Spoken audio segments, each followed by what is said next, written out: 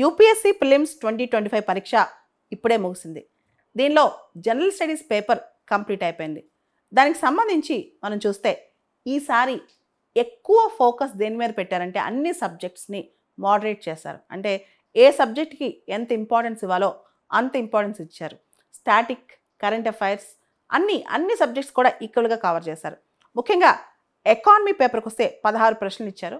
దానిలో న్యూమరికల్స్తో బేస్ చేసిన క్వశ్చన్స్ 2 ఇచ్చారు. పాలిటీ క్వశ్చన్స్ చాలా ఈజీగా ఉన్నాయి. దాంతోపాటు హిస్టరీ క్వశ్చన్స్ మోడరేట్గా ఉన్నాయి. ఇంకా science and technology, environment questions కొంచెం ట్రిక్కీగా ఉన్నాయి కొన్ని క్వశ్చన్స్.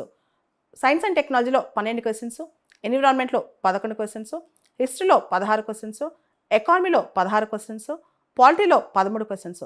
అంతర్జాతీయ సంబంధాలు ఐఆర్ సంబంధించి బేసిక్సే ఉన్నాయి 5 క్వశ్చన్స్. తర్వాత స్కీమ్స్ అండ్ ప్రోగ్రామ్స్ వీటికి సంబంధించి 2-3 క్వశ్చన్స్ వచ్చాయి. Current affairs, general knowledge questions కూడా కొంచెం కనిపించాయి. సరే దాదాపు 12 ప్రశ్నలు అనమాట. కరెంట్ అఫైర్స్లో 2 క్వశ్చన్స్ స్పోర్ట్స్ నుంచి కూడా వచ్చాయన్నమాట. గత 2 సంవత్సరాల నుంచి 3 సంవత్సరాల నుంచి స్పోర్ట్స్ నుంచి ఇవ్వలేదు. ఓవరాల్గా క్వశ్చన్ పేపర్ అనేది మోడరేట్గా ఉంది.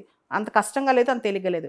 ఎవరైతే నెగిటివ్ మార్కింగ్స్ తక్కువ పెడతారో, తెలివిగా పేపర్ని చేసేస్తారో కట్ ఆఫ్ జనరల్గా 90 to 95 మధ్య, అంటే లాస్ట్ ఇయర్ కట్ ఆఫ్ కన్నా కొంచెం 1 or 2 మార్క్స్ పెరుగుద్ది. కానీ అంటే ఎక్స్ట్రాడినరీగా 200 మార్కులకి 100, 150 దాకా కట్ ఆఫ్స్ పోవు.